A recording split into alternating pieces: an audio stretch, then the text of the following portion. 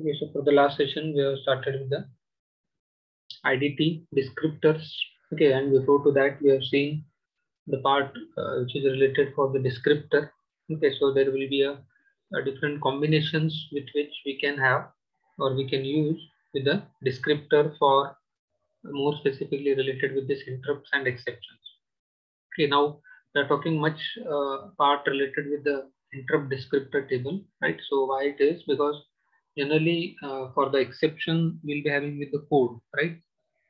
If you'll observe that we are not focusing much. We are talking about the exceptions, but we'll be having much part which is related with the interrupts.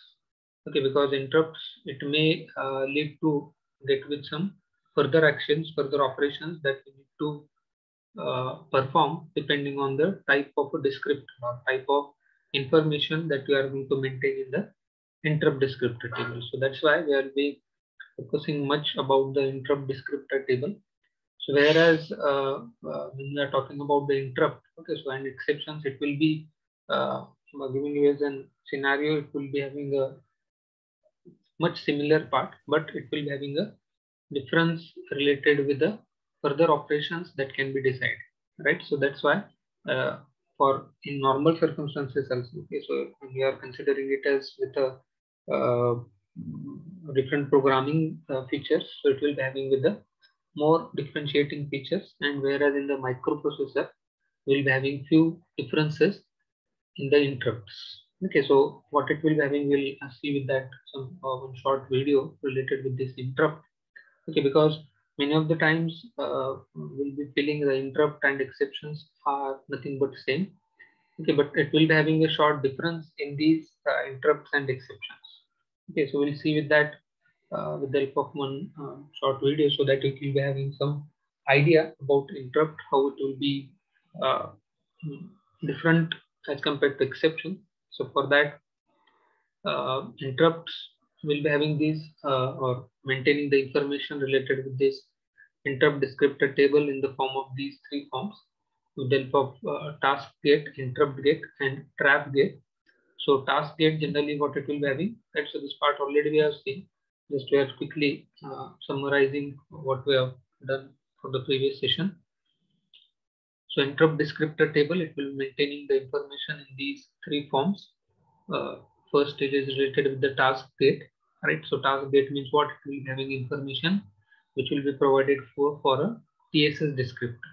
Okay, so task gate descriptor, we can say it as, which will be maintaining a mostly sector part where we are going to maintain this information. Interrupt descriptor or interrupt gate descriptor, we can say it as, which will be referred for disallowing, or we are going to stop the further operations as we are going to find out with the appropriate interrupt.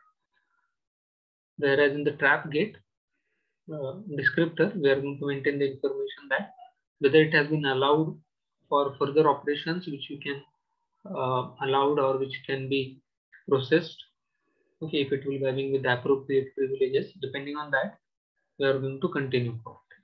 Right, so this information will be maintained with the help of these three different interrupts.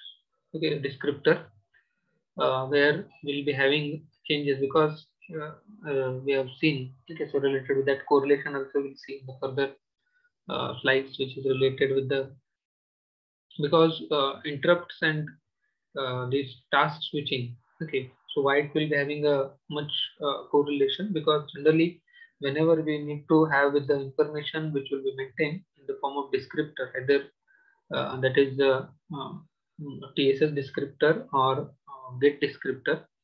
So what it will be having, it is related with the switching, either it is required for you can say it as for address translation, or which will be required for performing a your actual operations or some instructions.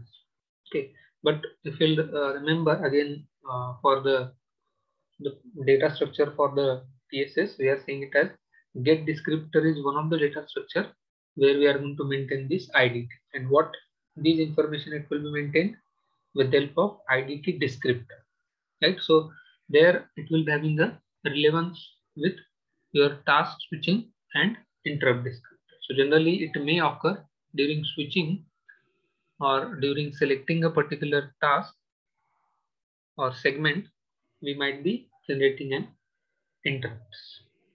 Okay, so whether we are supposed to allow with that interrupt, whether we need to process for that, that will be again depends on what type of interrupt it will be. Okay, so we are going to discuss that for the study session, just we have taken the review, but we'll discuss with in detail the codes and its working ability of these interrupts.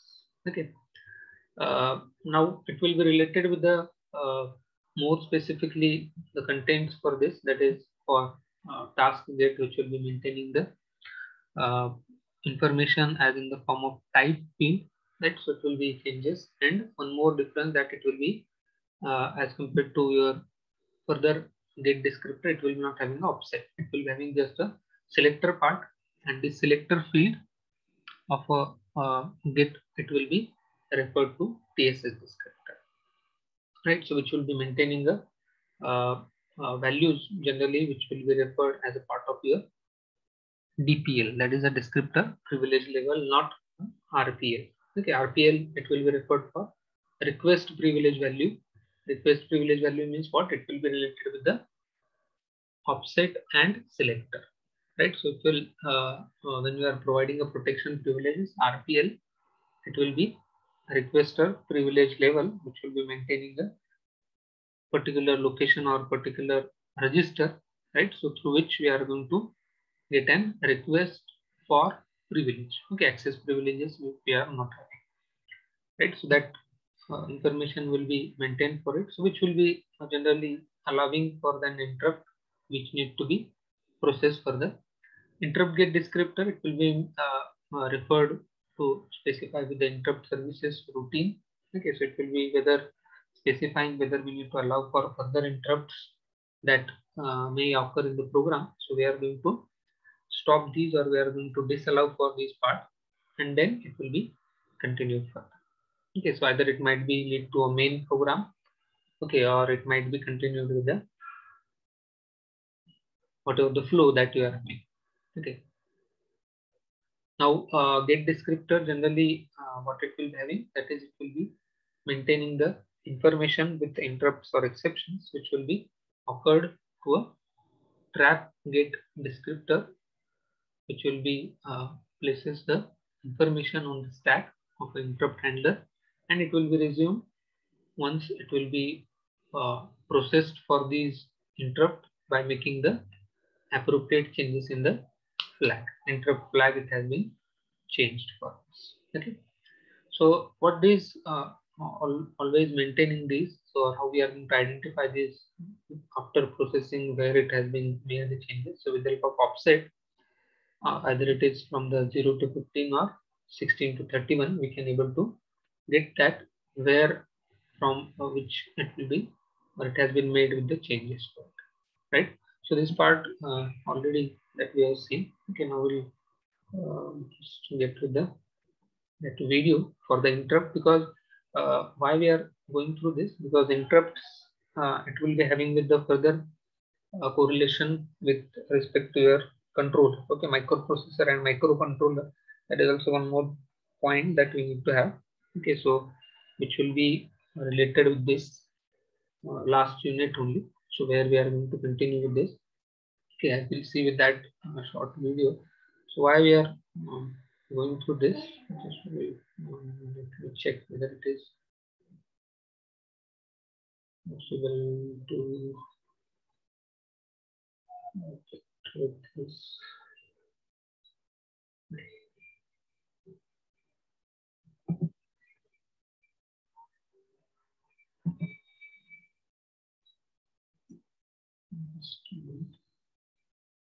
Share the screen.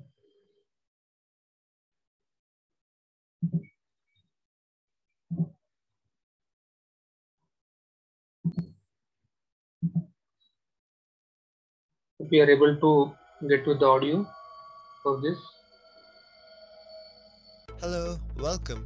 Today let us see the interrupt system in 8086 microprocessor. So it will be having with the related with the 8086.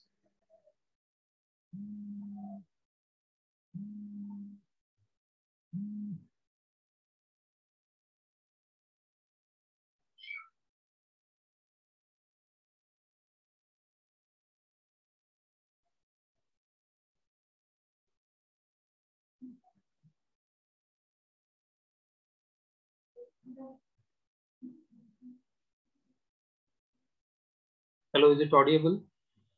Actually, I got one call, so it might be disconnected. Okay.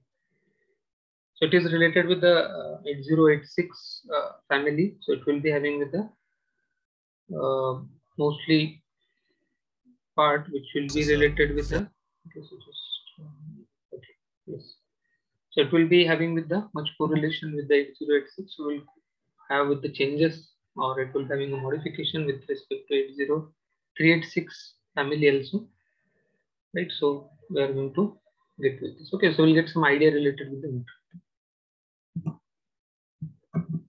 First, what is an interrupt? Let us see with a real-time example. This is Chucky. He goes to school every morning. As soon as he goes, he joins the assembly. But today, it starts to rain suddenly. So Mr. Principal orders the Just 1 minute. Synchronization.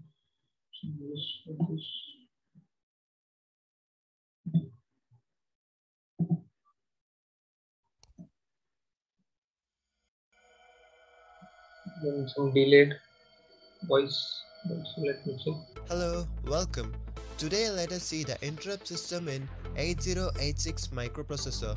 First, what is an interrupt? Let us see with a real-time example. This is Chucky. He goes to school every morning. As soon as he goes, he joins the assembly. But today, it starts to rain suddenly. So Mr. Principal orders the children to go to their respective classes as soon as possible. In this example, morning assembly was the task to be done, Chucky was the microprocessor, rain was the interrupt, and the principal was the interrupt signal. Now let us see the definition. An interrupt is a condition that causes the microprocessor to temporarily work on a different task and then later return to its previous task.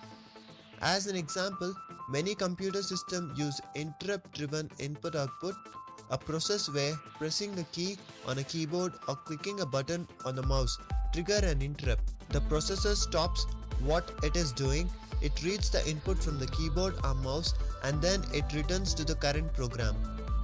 Interrupt can be classified into two, internal and external interrupt. First, internal interrupt or the software interrupt. They are triggered by software instruction and operate similarly to jump or branch instruction. An external interrupt or a hardware interrupt is caused by external hardware module like keyboard, mouse, etc. Hardware is further classified into maskable and non-maskable interrupts. The external interrupt device can be connected to the pin number 17 and 18 of the microprocessor 8086 architecture. When the non-maskable interrupt or the NMI strikes the processor, stops all the process, then executes the NMI service routine and then returns to the normal program. They are used in power failures or when having hardware errors. But in maskable interrupts, users can choose a specific interrupt and enable them. This is mostly used by operating systems.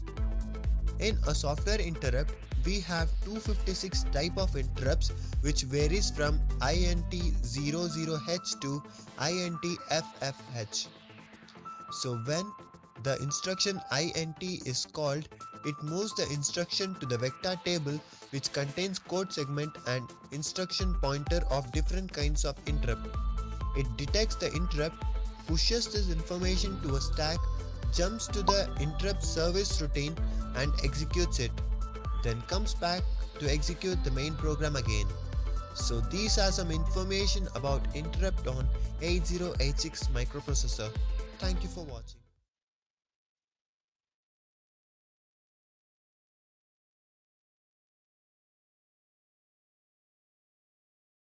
Okay. So at least you have got with the some life cycle, we can say that. Okay, so it will be processing scenario for an interrupt. Okay, so it is given it for address range, right? So processing for this it will be from 00H to FFH. So generally it is expected with the 16-bit. Okay, so when we are referring here, it is for 32-bit or 64-bit. Okay, so where we'll be having with the octal values which will be maintaining this information, which will be processing. Now, generally, what it is initiating for this, whenever it will be either it is for internal softwares, right? So that priorities, right? So the diagram where we are seeing that is the priorities will be maintained depending on the what is the internal software, whatever the interrupt has been occurred or due to hardware interrupts. So it may cause that we need to reset the file, okay, or reset the program, but it will be generated or it will be depends on the condition that we are going to follow for it. Okay, so what kind of interrupt it will be having, so depending on that we need to process first. Okay, so just it will be an idea where how we are going to maintain that in the form of or initiating part. Okay, so where we'll be having with the routine, after routine. So these will decide your actual working of these interrupts, how it will be processed further or whether we are going to maintain. Now there it will be having a detailed part which is related with this descriptor, which will be maintained as in the form of interrupt descriptor technique, right? So whenever we are going to get with these instructions, okay, so either it is in the form of uh, called procedure or with some hardwares which has been connected to it, right? So there we might be getting with this information which will be maintained. Okay, so there will be not only with the one aspect for this, that is due to initiating within software or hardware, but there will be some procedure also, procedure calls, due to which it might be wait for an interrupt. Okay, so which are those that we'll see.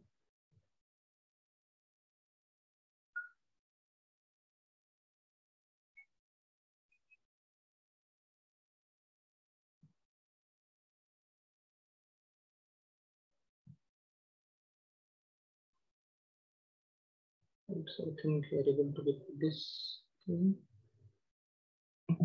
Yes.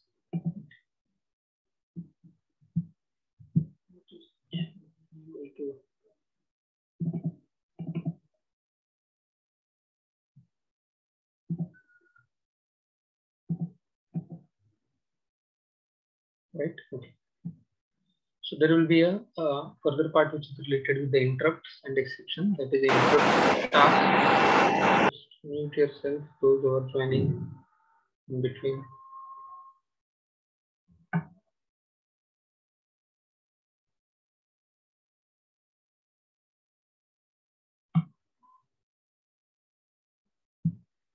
So what it is expected with this, when you are going to have the interrupt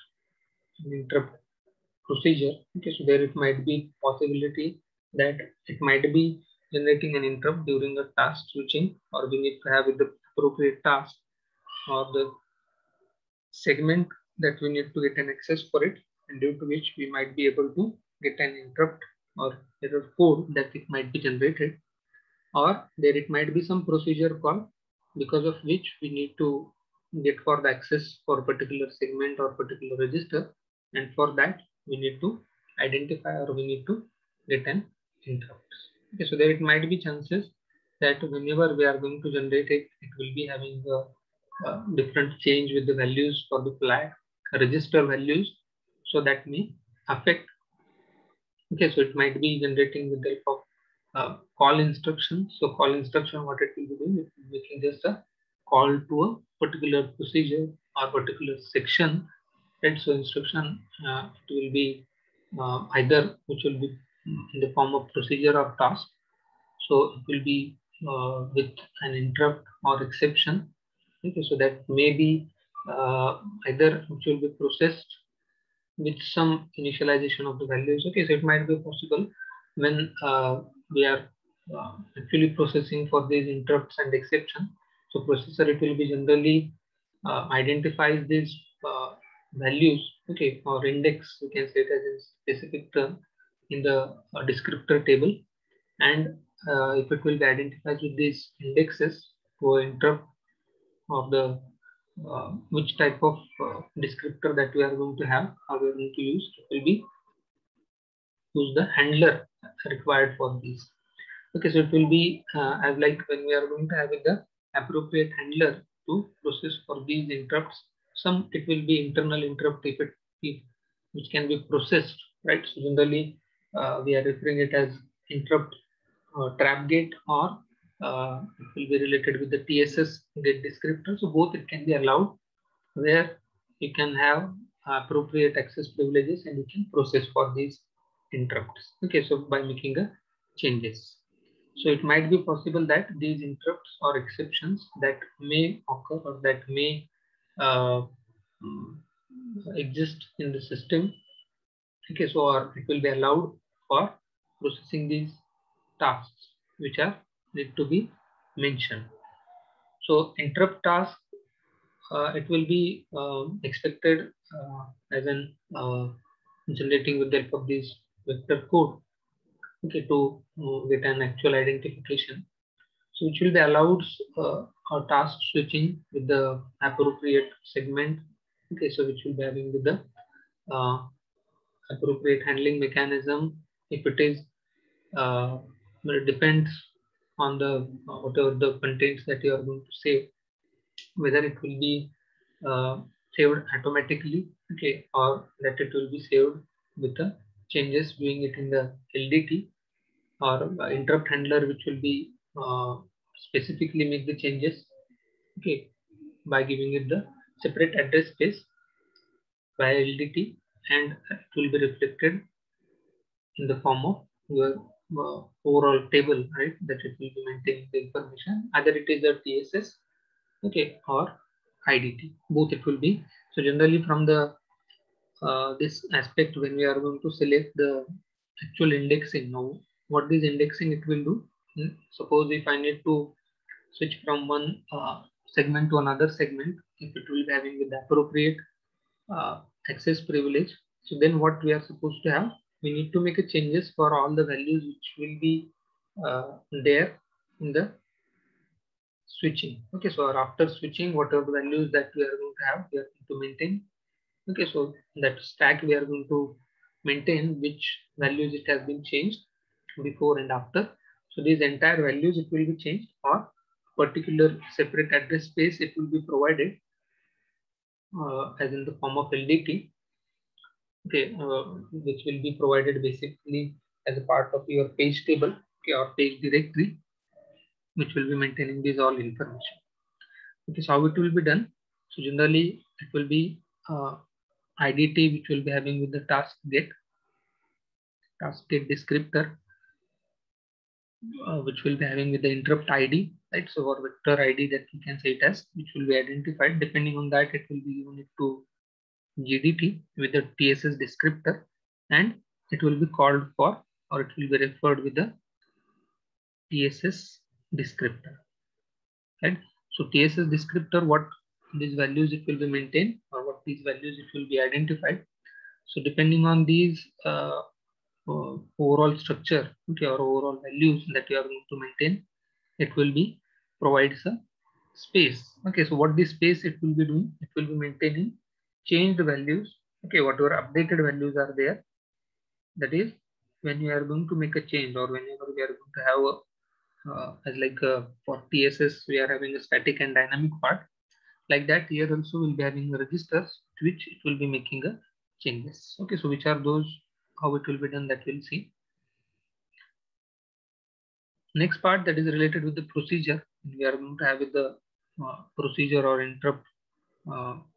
First part is related with the call, then next is for procedure. When we'll be having with the interrupt gate or trap gate, which will be pointing indirectly to some procedure, okay, so which will be executed as a part of your current executing task.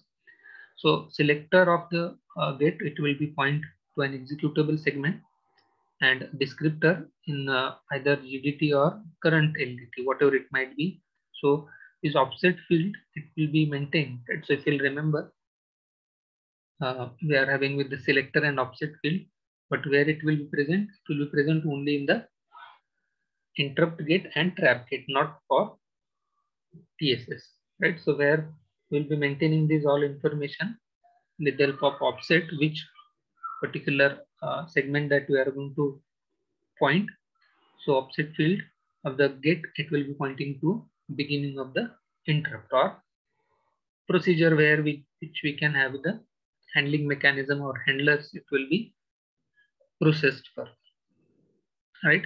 So these process handling or interrupt handling mechanism, it will be making you an separation, we can say it as, which will be provided or which will be allowed for making a what is a current executing task and what is a task which we can handle these interrupts, which are exceptions. Because normal procedure or current whatever the task that we are running, it will be having with the further processes, further operations. But when we are getting as an interrupt, we need to either call for some procedure which will be having with the executable segment, okay, so which is a part of either GDT or LDT or current LDT. So that will point it to a after reset, where it has been identified these values, okay, and how these values it will be maintained, it will be as in the form of offset field, which will be pointing it to beginning of an interrupt, okay, or executing procedure, whatever the current executing procedure is there, for that it will be pointing for it. Okay, so how it will be done, that can able to get with this. So where we'll be having with the IDT, trap gate or interrupt gate. Now for the previously, that is for task, we can say it as interrupt task, but it will be having, we are generally referring this as in the form of only a trap gate. Okay, so we are not referring it for a interrupt gate. Okay, so why it is, when we are going to say it as interrupt gate, it might be possible we might be disallowing or we might be stopping that further interrupts that may occur or that may execute further for the program. So for the task gate, it is not expected that we need to stop the further interrupts, because it might be possible the current task, it might be available or it might be not having access privileges. And for the further task or for further switching, we need to allow for these processes need to be performed further. Right, so that is the again one more differentiating feature that we can say it as for your previously, that is for interrupt with respect to task. Okay, so our task which we are going to perform for it. Okay, so with respect to procedure or an interrupt with respect to task and interrupt with respect to procedure, so when it will be pointing, it will be pointing it with depends on trap gate or interrupt gate, whether it will be pointing it to a.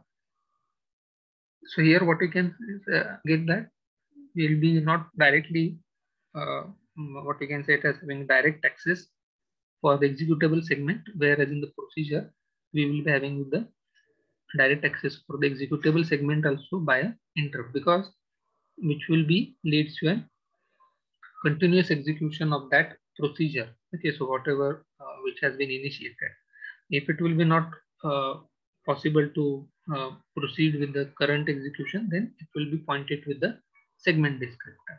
Okay, then it will be having a or part with a segment descriptor either from current LDT or GDT. With that values, it will be continued for a executable segment. So anyhow, we need to get the final execution, that will be depends on your current execution. What is the current execution that we'll be having? Depending on that, it will be processed further. Otherwise, let's say now for the task, if I'll say it as interrupt with respect to task, what we'll be having. So we need to search for one task, one other task, and it may take that for current task. If it will be busy, then we need to move to another task. We need to process for it. Will be not allowed to stop the further interrupts, or will be not expecting that your execution should end it with only one switch. Okay, so because for task switching, if you remember, we are having a one more pointer which will be pointing it to a or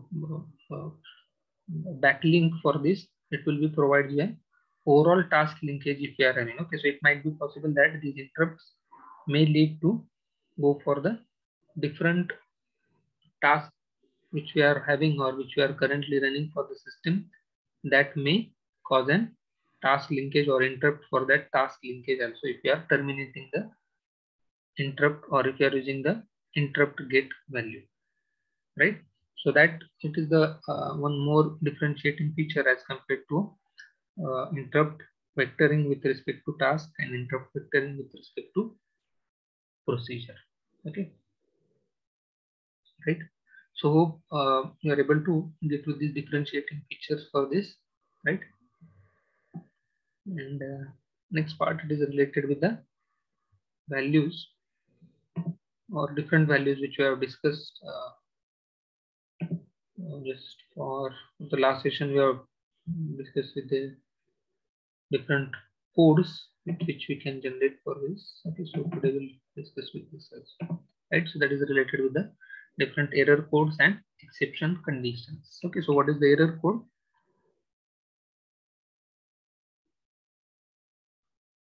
So what is the error code? That it will be having a with exception that it will be related to specific segment. The processor will push an error code onto the stack.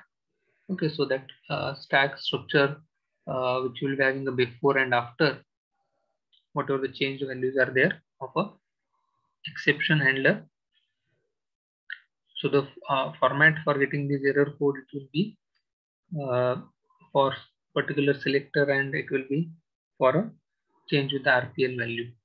Okay, that is a request privilege because if you will be having with the error code depending on which error code it has been given it for the stack or it has been updated on the stack. So it will be having with the RPL field, it will be changes with the two conditions we can say it as or two possibilities. That is processor it will be sets a exit bit. Okay, if an event it will be external to a program, it will be called as an exception and which will be processed. External conditions or peripherals that it may lead, or processor it will set the I bit, that is a IDT bit, if index portion of the error code will be referred from a get descriptor, okay, in the IDT bit. So what does it mean? That means we are allowed to process further or which will be having a error code which is from default existing error codes. So we need to process this, we need to allow these to be continue for getting which kind of error is there and what operation we are going to process for it. Okay, so exception handling and in the whereas in generating the error code, it is the one step which we can say it as for getting it for the actual handling, right? So where it will be having with the which the code it has been generated. So how it will be maintaining this, that is with the help of this selector and few bits. Okay, so where it will be maintaining this information, right? So just wait for a moment.